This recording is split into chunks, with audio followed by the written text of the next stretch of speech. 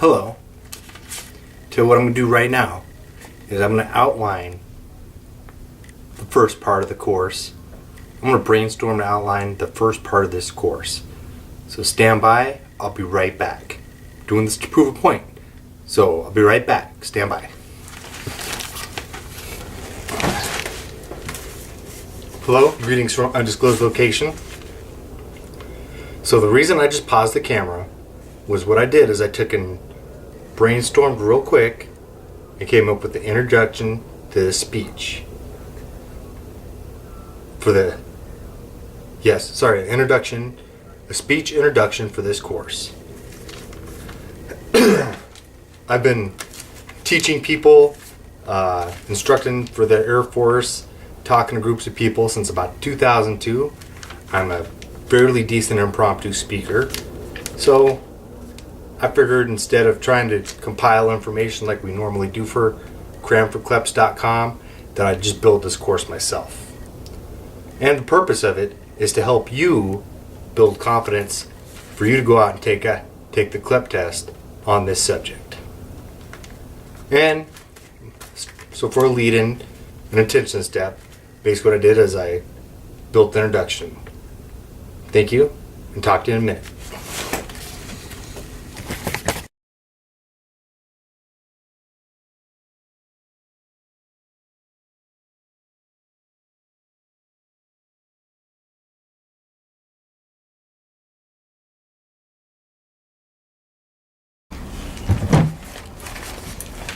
Hey, welcome back to the second part of this course. Talking about overviews. Overviews make everything flow. Okay? They provide a roadmap of what you're going to talk about. And if you do it correctly, take your time and be thorough, you're going to wind up burning up about 30 to 40 seconds of your time talking about what you're going to talk about. So, with that being said, let me provide the overview for you. We're going to talk about impromptu speaking, what it is and why we use it. We're going to talk about knowing your capabilities when it comes to building an impromptu speech. We're going to talk about brainstorming and outlining again. I know we touched on it a little bit, but we're going to go more in depth. We're going to talk about tying everything together to build your speech. We're going to talk about how to execute your speech. And then we're going to do I'm going to try to do a 5 to 7 minute long speech on something I don't know a whole lot about, just to provide you an example and show you that you too can build yourself a speech. Also, the opposite of an overview is your conclusion, where you then tell everybody what you told them.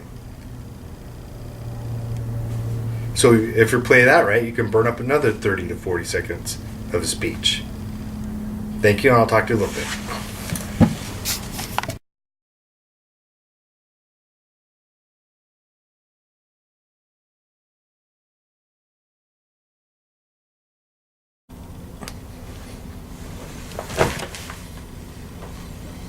So, impromptu speaking.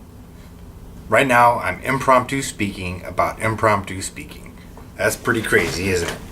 It's a wild and crazy night here in an undisclosed location. So, our Air Force Tongue and Quill defines impromptu speaking as the highest level of speaking ability because it takes the most skill. Basically what it is it's speaking on the fly like you would in a meeting, or say for example a CLEP test where they just hand you a piece of paper and expect you to go out and knock out a 3, 5, 7 minute long speech on the subject. That's it in a nutshell. Like I said, we're going to try to get you through this, teach you how to do it. Cut.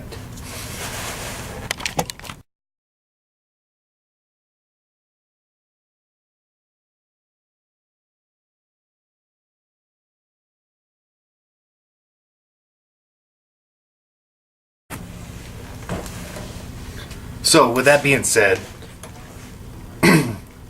something you got to realize before you go in and try to knock out an impromptu speech is you got two types of people. You got what's called introverts, and you have what's called extroverts. Pretty sure a lot of you guys have heard of this. Figure I'd restate it anyways. Like the quote says in the beginning, you have to know what your capabilities are. So say for example, you're an introvert. You're probably going to be deathly scared of speaking, even to a tape recorder in a pressure situation. On the other hand, you have extroverts. So what extroverts have to watch out for is staying on subject, staying on course for what they're supposed to be talking about, and not going over their time.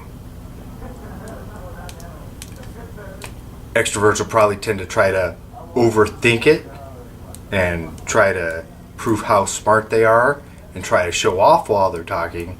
And the downfall is you could try to run off in different directions, which you're not supposed to necessarily go. Introverts, though, are probably going to be really, really focused on what they're trying to say because they're meticulous and they're people that are methodical in what they do, while the extroverts like to talk and they find it natural, and as long as they're talking, they may as well go and talk about something else like fly fishing, or the fact that this is the third hat that I've worn while filming this video, not necessarily related to the subject. So, like the quote says in the beginning, if you know yourself and you know what your capabilities are, that's going to help you when you're preparing and doing your outline to take this test. The rule is use the outline that you came up with. So if you're extroverted and you want to keep on talking, don't do that. Look at your outline and follow your roadmap. If you're an introvert and you're afraid of talking to the camera, use your outline and stick to what you're talking about and use that as your crutch to get you through your speech.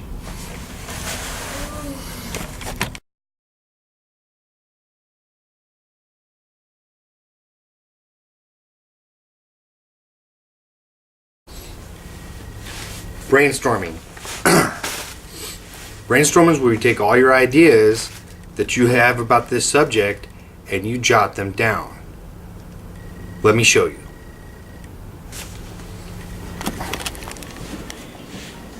So first thing we do in brainstorming is we come up with our main subject. I'm going to do an easy one this time around. I'm going to talk about fly fishing. So after I throw my main idea down on a piece of paper, I'm going to write down the fact that I'm going to do my introduction, talk about my experience with the subject matter, burn up time like we're talking about earlier. Then I'm going to cover two main points: safety in fly fishing and gear that you need. From these two main points, I'm going to come up with subpoints.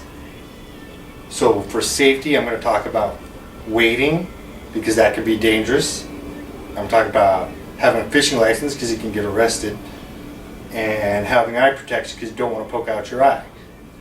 These are all going to be, you're going to branch all of these off, and then down here you can do the same thing with gear that you need to go fly fishing.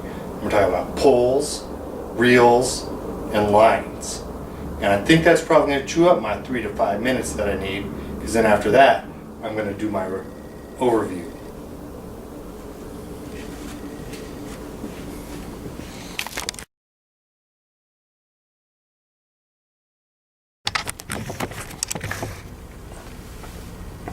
Outlining. Outlining is the most important part of what you're doing. Okay? You build your outline based off what you brainstormed. You take all your random incoherent thoughts that you jotted down super quick, and you throw them in an organized manner. Okay? And this is going to give you a roadmap when you're giving your speech. You get up there, you glance at your outline, you talk for a few seconds about what you thought of when you're brainstorming, and everything flows together very well. Give your introduction, give your overview, you talk and you hit your main points, you give your wrap up, you talk about what you talked about real quick, you say goodbye, and you're done with your speech. Let me show you how.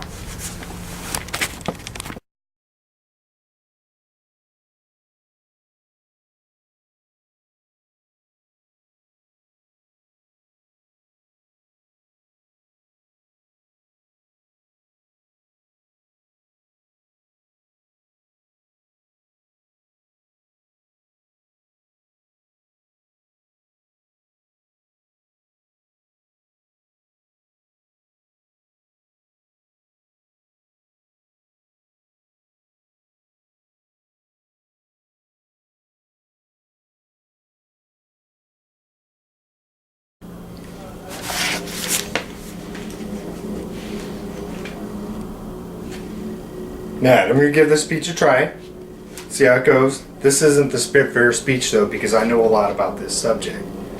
So, I'm going to try to do this real quick. I'm going to try to keep it under 4 minutes, over 3 minutes, under 4 minutes. Alright? Good afternoon. I'm here today to tell you about fly fishing. I'm going to tell you about my experiences with fly fishing. I'm going to tell you about safety gear you're going to need if you decide to take up the sport, and actual gear you're going to need to start fishing. So my background is I've been fly fishing for roughly 12 years.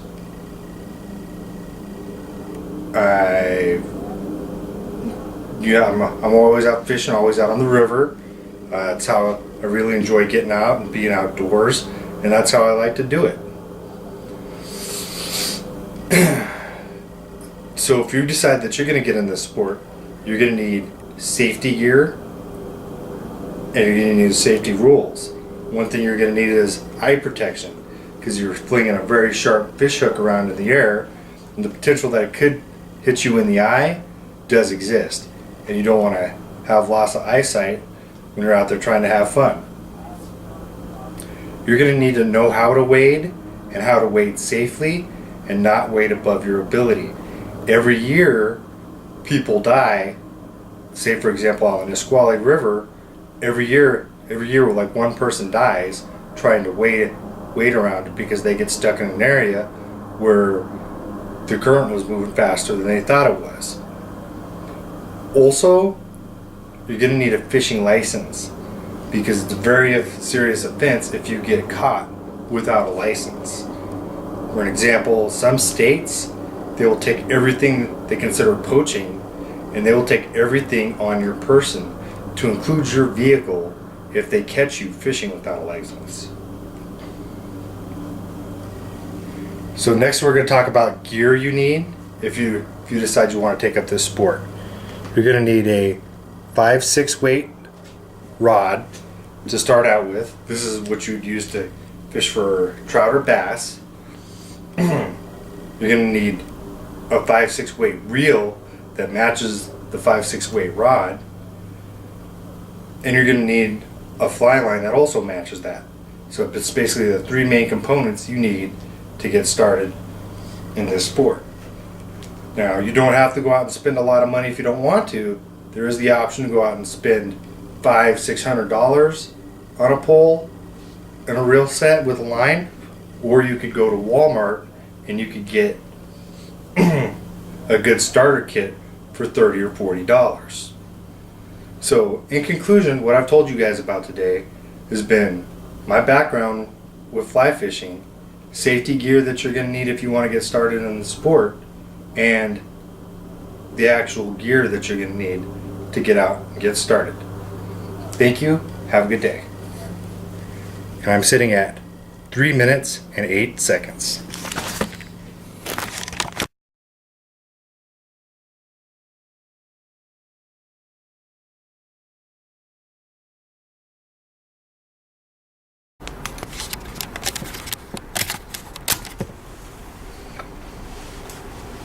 So with that being said, what I'm going to do is I'm going to do one last speech for you guys. I'm going to take, and I drew a subject that I didn't know anything about. Okay, then I did my outline. It took me about 10 minutes to do my outline. It took me a lot longer to do the PowerPoint slide that goes with it, but hey. So I did my brainstorming, my outline. I'm going to show you that, and then I'm going to do the speech. The topic I drew was, should prisoners have luxuries? I don't really know a whole lot about that. You're going to see how well I compensated for not knowing about it. And let's see what you guys think.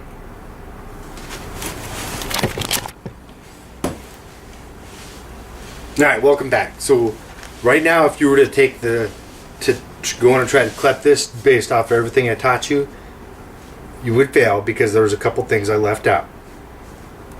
You're going to take the speech on a debatable type subject where you have to take a position and then convince your audience member on what your position is.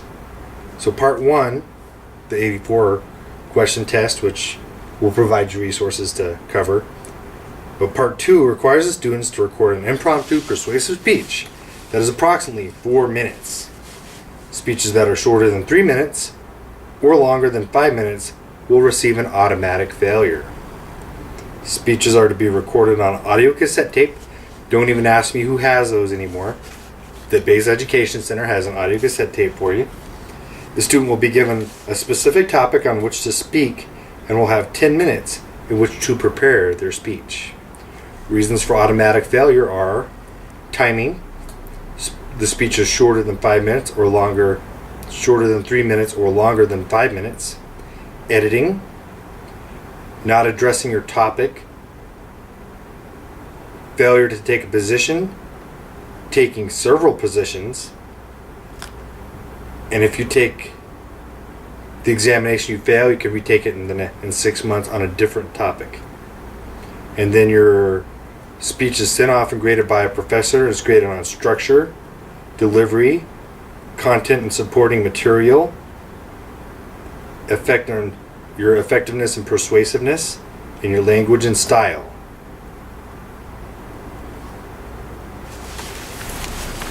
Alright, so like I said, I drew this question. Should prisoners have better or have luxuries?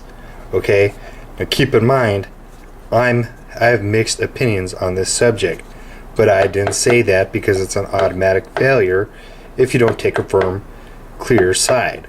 So I said, yes, prisoners should have luxuries. Okay, the question didn't really expound itself that much, so I didn't have a lot to work with. So I pick a topic and I'm running with it. I drew this subject off Google, by the way, off a debate website, so I wouldn't compromise the test. I've never actually taken this particular speech clip. So I picked yes.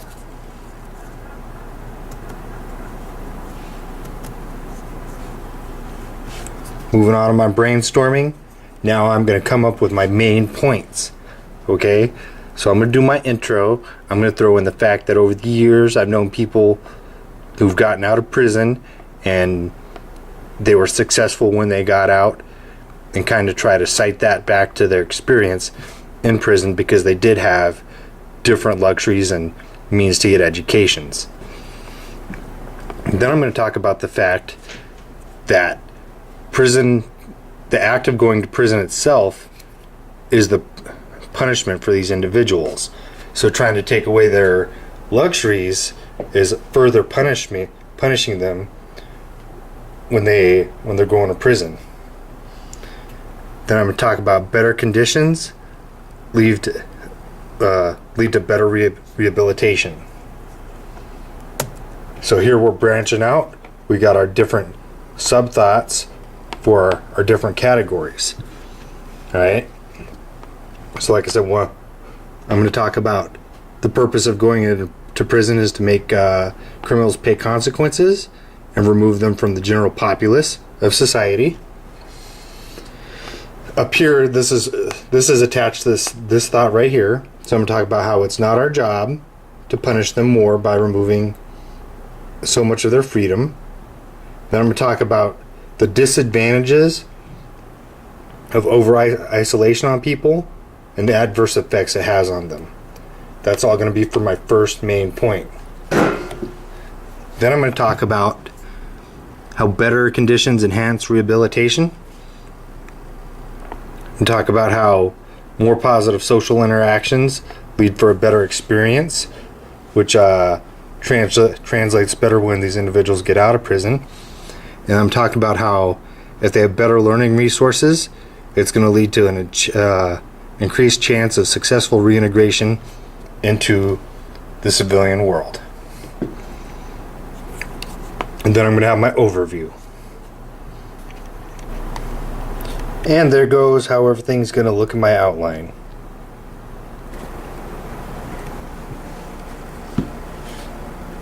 Ready, steady, go.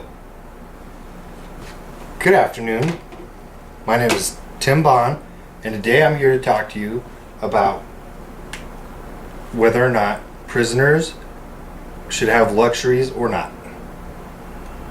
My personal experience with the issue is I've known people over the years who have gotten out of prison and integrated back into society as effective members due to the fact that they had luxuries while they were in prison, to include different amenities that increase social interaction and their education.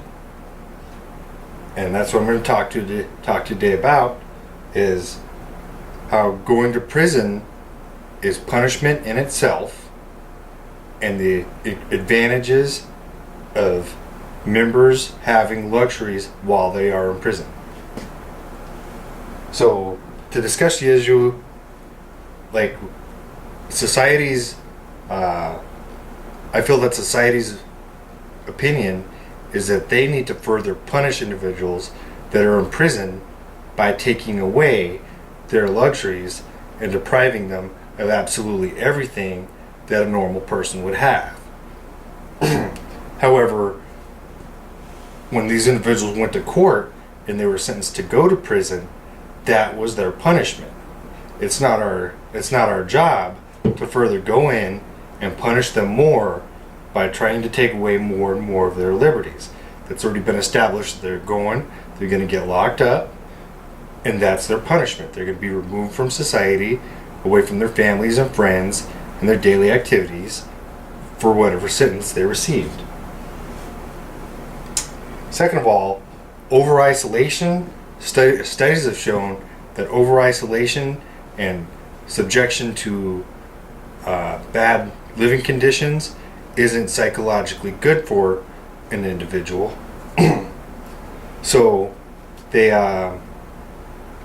taking away too much of an individual's luxuries in life kind of defeats the purpose of trying to rehabilitate them for when they get out. Second of all, the first part of a prison is to punish an individual by removing them and make them pay a consequence. But the second part is to rehabilitate them. Right? So, if individuals have means and access to get to education, then they're going to be more effective when they go back into the civilian populace. Right? Only with resources can you educate people and get their baseline skill sets in life up. Also, better living conditions lead to better social interactions, which is part of why a lot of people go to prison in the first place, is because they don't have good social skills and they go out in the world and they cause problems. So by having better living conditions, they can get out and learn how to properly interact with people and be more effective members of society. So with that being said, today I've talked to you, I've let you know what my background is on the matter. I've talked to you about how going to prison is punishment in itself, and I've talked to you about the fact that the purpose of a prison is to rehabilitate individuals, and we've already punished them enough. Thank you. I appreciate your help, or I appreciate you listening today. Take care. 3 minutes, 59 seconds. And I believe our goal is 4 minutes. Thank you. Have a good day.